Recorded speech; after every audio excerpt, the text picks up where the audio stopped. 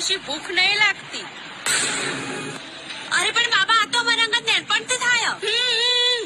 બેટા મને બધી ખબર હ. હવે એ કો બાબા જોડે હું લેવા આયા હો. બાબા, તમારા આશીર્વાદ થી તો બધું હ. પણ બાબા એક સરકારી નોકરી અલાય તો બાબા લાગી જશે, પણ એના માટે ટોટકું કરવું પડશે.